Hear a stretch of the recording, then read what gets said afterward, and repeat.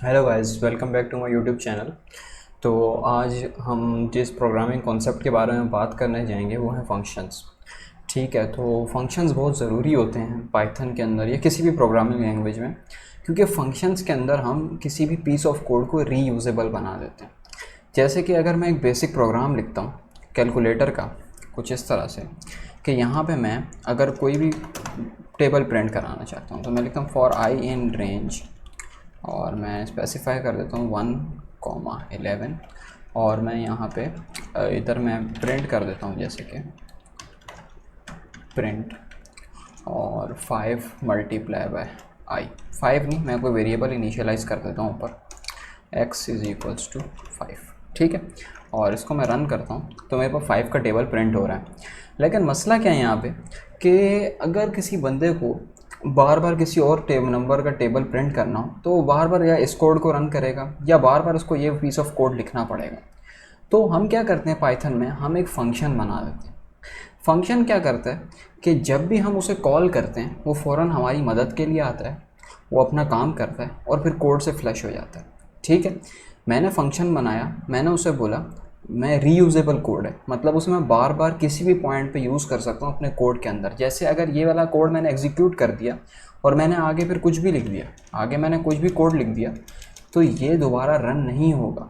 इसको मैं दोबारा कहीं और जगह पे बुला के यूज़ नहीं कर सकता। अब मेरे को आगे ज़रूरत पड़ गई, मैंने बोला x की वैल्यू दोबारा से लो और टेबल प्रिंट कराओ, यही वाला प्रिंट x मल्टीप्लाई बाय आई, तो ये चीज़ नहीं होगी क्योंकि ये रीयूजेबल कोड नहीं है। ये एक बार ऊपर आ चुका है तो ये नीचे रन नहीं होगा। तो इस मसले को हल करने के लिए हम फंक्शंस यूज़ करते हैं। अगर थोड़ा सा नेचुरल साइड पे देखें तो हम वाटर साइकिल को देखते हैं। पानी बहुत सारी स्टेट्स में पाया जाता है, वो गैस में भी है, वो लिक्विड में भी है, वो सॉलिड फॉर्म में भी है। तो वो जिस तरह से मुख्तलिफ़ स्टेट्स में जाता है, ठीक है, मुख्तलिफ़ स्टेट्स में जाता है। मिसाल के तो हमारा फाइनल आउटपुट रेन है, हम कंडीशन सपोज करते हैं कि हमारा फाइनल आउटपुट रेन है, तो उसके पीछे जितना भी प्रोसेस है, कंडेंसेशन, एवेपोरेशन, ये सारे कॉन्सेप्ट्स आ जाते हैं। तो वो जो कॉन्सेप्ट्स हैं वो स्पेसिफिक इनपुट्स और वो जो स्पेसिफिक आउटपुट जो रेन निकल रहा है और उसके दरमियान जो नेचर के पैरामीटर्स लगे हुए हैं जो उसको एक अच्छे आउटपुट में कन्वर्ट करते हैं, ये एक फंक्शन की मिसाल है कि वो एक रीयूजेबल तरीके से, कि एक बार ऐसा नहीं होता कि पानी एक बार बारिश में बदल गया तो दोबारा कभी ज़िंदगी में बारिश नहीं होगी, बार बार ये चीज़ हो सकती है। तो इसी तरह से नेचर की मैंने थोड़ी सी एग्जांपल दी, तो इसी तरह से रीयूजेबल कोड होता है पाइथन के अंदर। रीयूजेबल मतलब हम उसे बार बार यूज़ कर सकते हैं, जैसे कि नेचर प्रोसेसेस जो होते हैं वो रीयूजेबल होते हैं, जैसे फोटोसिंथेसिस है, ये सारे रीयूजेबल प्रोसेसेस हैं। एक बार प्लांट ने अपना खाना बना दिया तो वो ख़त्म नहीं होगा, वो दोबारा फिर से बना सकता है। तो इस तरह से काम करता है ये। ठीक है, तो सिंपल फंक्शंस देखते हैं, फंक्शन बनता कैसे। ठीक है, एक सिंपल फंक्शन सिर्फ इस तरह से बनता है कि हम बस डेफ लिख देते हैं और इधर हम फंक्शन का नाम लिख देते हैं। जैसे मेरे फंक्शन का नाम है ग्रीट। ठीक है, मेरे फंक्शन का नाम है ग्रीट। मैं कुछ भी नहीं करूँगा इस फंक्शन में, जैसे मैंने लिख दिया हेलो वर्ल्ड। ठीक है, अब मैं नीचे जितनी बार भी इस फंक्शन को कॉल करूँगा ये उतनी बार आएगा और ये बस अपना काम करके चला जाएगा। जैसे ग्रीट लिखा मैंने, अब मैं नए ब्लॉक पे आता हूँ, मैं यहाँ पे लिख देता हूँ कि मुझे दोबारा से हेलो वर्ल्ड प्रिंट कराना है, प्रिंट हो गया। मैं इसी तरह से इसको जितनी बार चलाना चाहूँगा मैं इसको उतनी बार चलाता रहूँगा। तो ये होता है बेसिक फंक्शन को क्रिएट करना। आगे जाते हैं, दूसरी फंक्शन की एग्जांपल्स देखते हैं। अब फंक्शन की दूसरी एग्जांपल्स क्या होती हैं कि ये तो बेसिक फंक्शन है। अब मिसाल के तौर पर मुझे कुछ ऐसा फंक्शन बनाना है जो यहाँ पे जैसे ग्रीट का फंक्शन है, ये हेलो वर्ल्ड बोल रहा है। कोई ऐसा फंक्शन बने कि वो यूज़र का नेम ले और प्रिंट करवाए हेलो और XYZ जो भी यूज़र का नेम है। तो मैं कुछ भी नहीं करूँगा, मेरा जो ग्रीट का फंक्शन है मैं उसको अपडेट करूँगा कुछ इस तरह से कि मैं यहाँ कोई भी वैल्यू लिख दूँगा, वेरिएबल का नाम असाइन कर दूँगा। मैं लिख देता हूँ नेम। तो क्या होगा, जैसे ही मैं यहाँ पे प्रिंट लिखता हूँ और मैं यहाँ पे लिख देता हूँ F और मैं यहाँ पे लिख देता हूँ हेलो और नेम। ठीक है, अब मैंने ये चीज़ लिख दी। अब मैं क्या करूँगा, जब भी मैं अब ग्रीट लिखूँगा और मैं यहाँ पे क्या करूँगा, मैं सिर्फ नेम पास करूँगा स्ट्रिंग की फॉर्म में। जैसे मैं नेम पास करता हूँ जॉन। ठीक है, तो देखिए हेलो जॉन। इसी तरह से अगर मैं ग्रीट लिखता हूँ और मैं पास करता हूँ माइक टाइसन, देखें तो इसमें कुछ भी नहीं होता, ये पैरामीटराइज्ड फंक्शंस हैं, मतलब इसमें हम पैरामीटर्स डिफाइन कर देते हैं। मतलब कि यूज़र ने बोला कि यार फंक्शन रन करना है, उसमें कुछ भी प्रिंट कराना है, ठीक है। जब एग्जांपल्स में आएंगे, जब हम कोड सॉल्व करेंगे तो हमें इसके बहुत सारे यूजेस समझ में आएंगे, लेकिन हमें पहले याद होना चाहिए कि इसके स्ट्रक्चर्स किस तरह से। बेसिक फंक्शन ऐसे बनता है, फिर उसके बाद ये हमारे पास पैरामीटराइज्ड फंक्शंस होते हैं। इसमें मल्टीपल फीचर्स पैरामीटर्स भी हो सकते हैं। जैसे मैं यहाँ पे ले लेता हूँ एज भी, और मैं यहाँ पे हेलो और मैं लिख देता हूँ योर एज इज़, और मैं यहाँ पे उसकी एज भी प्रिंट करा दूँगा। तो मैं यहाँ पे सिर्फ क्या करूँगा, मैं 18 लिखता हूँ यहाँ पे, तो देखें उसने अब 2 पैरामीटर्स ले लिए। इसी तरह से मैं पैरामीटर्स को एक्सटेंड भी कर सकता हूँ, मतलब बहुत सारे डाल सकता हूँ पैरामीटर्स, ठीक है। तो इस तरह से कुछ फंक्शंस काम करते हैं। उसके बाद हम आ जाते हैं रिटर्न टाइप फंक्शंस पे। रिटर्न टाइप फंक्शंस क्या करते हैं, जैसे मैंने क्या किया, मेरे पास 2 वेरिएबल्स हैं, a is equals to 5, b is equals to 6, ठीक है।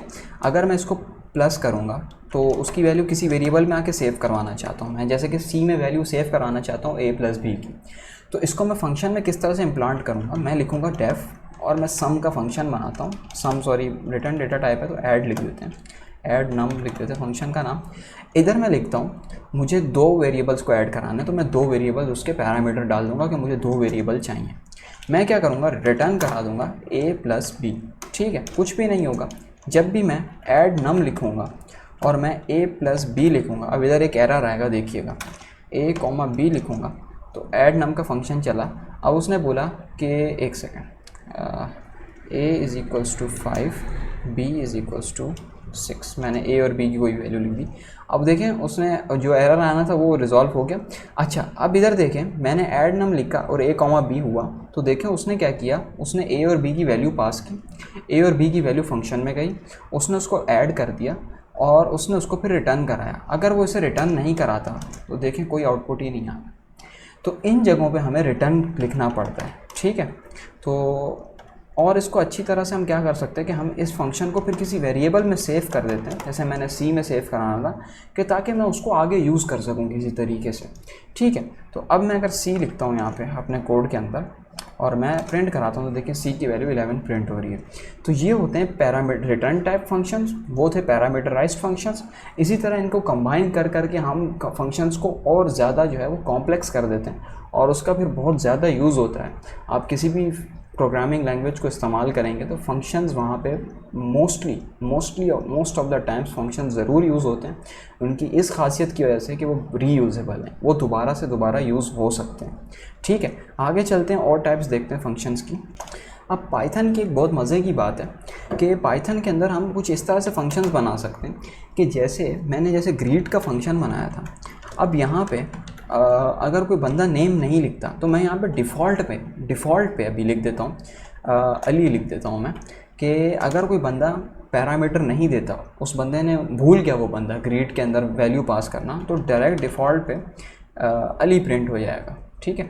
मैं इसको कुछ इस तरह से लिख देता हूँ, प्रिंट एफ हेलो, और अगर मैं इसको नेम लिखूँ और अगर बंदे ने पैरामीटर पास नहीं किया, उसने बस डायरेक्ट यूज़र ने ग्रेट लिखा और अब मैं करूँ तो हेलो अली प्रिंट हो रहा है।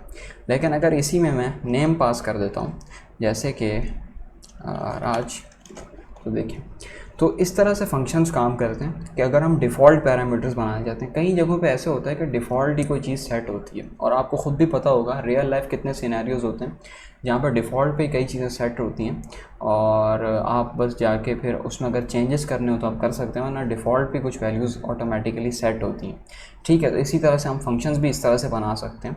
पाइथन का ये फीचर बहुत अच्छा है कि हम डिफ़ॉल्ट फंक्शंस यूज़ कर सकते हैं, मतलब हम डिफ़ॉल्ट असाइन कर देते हैं, अगर यूज़र वैल्यू देना भूल गया तो डिफ़ॉल्ट के तौर पर वो वैल्यू हो जाएगी। दूसरे लैंग्वेजेस में भी होता है, लेकिन पाइथन में हमें कुछ इनिशियलाइज़ नहीं करना पड़ रहा, हम डायरेक्ट पैरामीटर साइड पे ही उसको इस तरह से लिख रहे हैं कि अगर वैल्यू नहीं आती तो तुम इसको ये मान के चल लोगे, ठीक है। तो ये हमारे पास होते हैं इस तरह के फंक्शन। अब हमारे पास कुछ फंक्शंस ऐसे होते हैं कि अगर मुझे नहीं पता कि यूज़र कितने पैरामीटर्स देगा, तो मैं क्या करता हूँ, मैं सिर्फ यहाँ पे लिख देता हूँ डेफ नेम्स, मैं एक फ़ंक्शन बनाता हूँ डेफ नेम्स के नाम से, और मैं स्टार लिख के मैं लिख दूँगा आर्क्स, ठीक है। और मैं यहाँ पे सिर्फ क्या लिखूँगा, मैं यहाँ पे लिखूँगा फॉर आई इन आर्क्स, ठीक है, और वो बस प्रिंट कराता रहेगा आर्क्स को, ठीक है। अब यहाँ पे अगर मैं नेम्स की फंक्शन को कॉल करता हूँ और आर्ग मैंने मतलब आर्ग्यूमेंट्स लिखा है, आप इसमें कुछ भी लिख सकते हैं अपनी तरफ से। इस टाइप के फंक्शन को आर्बिट्रेरी आर्ग्यूमेंट्स फंक्शन कहा जाता है, क्योंकि इसके अंदर हमें नहीं पता होता कि यूज़र कितनी वैल्यूज़ देगा। तो मैं यहाँ पे कुछ भी कितनी भी वैल्यूज़ डाल सकता हूँ। जैसे मैं लिख सकता हूँ जॉन, ठीक है। मैं यहीं पे लिख देता हूँ शेल्बी, और मैं यहीं पे लिख देता हूँ वेब। अब देखें तो उसने जो है वो, सॉरी मैं आर्ग्स की पूरी लिस्ट को प्रिंट करा रहा हूँ, मुझे यहाँ पे आई लिखना पड़ेगा। तो देखें उसने पहले जॉन को प्रिंट कराया, उसने खुद ब खुद ही आर्ग्स की लिस्ट बनाई और उसके अंदर जितनी वैल्यूज़ आ रही थी मतलब डायनामिक एलोकेट कर दिया कि इसमें हम कितनी भी वैल्यूज़ डाल सकते हैं। तो ये हमारे पास फंक्शंस होते हैं पाइथन के अंदर और इनका बहुत ज़्यादा यूज़ है। एक फ़ंक्शन की एक बहुत ख़ास बात होनी चाहिए कि जब भी आप पैरामीटर्स डिसाइड करें तो उनकी नेमिंग अच्छी तरह से कर लें, क्योंकि आपको पता होना चाहिए कि आप किस टाइप का पैरामीटर यूज़ कर रहे हैं। क्योंकि अगर आपको नहीं पता कि आप पैरामीटर का कुछ भी नाम लिख दें, आप x लिख दें, y लिख दें, z लिख दें, तो आगे आपको ही नेमिंग वेरिएबल प्रॉब्लम में बहुत मसला होता है। जब आपने वेरिएबल को सही तरह से नेम नहीं किया होता, आप उसको सही तरह से यूज़ नहीं कर पाते। तो वेरिएबल को प्रॉपर नेम करें पैरामीटर्स के अंदर। जैसे ये मैंने नेम और एज के जो पैरामीटर्स बनाए हैं बेसिकली वेरिएबल्स ही हैं, क्योंकि वैल्यू स्टोर करेंगे, लेकिन मैंने उनको इनिशियलाइज़ किया हुआ है। तो मुझे समझ आ रही है, मेरा माइंड क्लिक कर रहा है कि नेम में नेम जा रहा है और एज में एज जा रहा है। ठीक है, तो इस तरह से हम फंक्शंस को क्रिएट करते हैं। ये फंक्शंस होते हैं हमारे पास और इसकी बहुत ज़्यादा प्रैक्टिस करें। और अगर आपने मेरी लास्ट वीडियो देखी है स्ट्रीमलीट के यूआई पे मैंने जिस तरह से एक छोटा सा मिनी प्रोजेक्ट बनाया था कॉन्टैक्ट बुक का, तो उसमें भी मैंने फंक्शंस यूज़ किए थे। तो आपकी वहाँ से भी नॉलेज बढ़ सकती है और आप उसको भी ट्राई करें। वही बहुत अच्छा प्रोजेक्ट है, basic understanding of if else and conditional structures, loops and data structures like list, arrays, इन सब को समझने के लिए भी बहुत अच्छा है। तो उसको ज़रूर ट्राई करें। ठीक है, थैंक यू।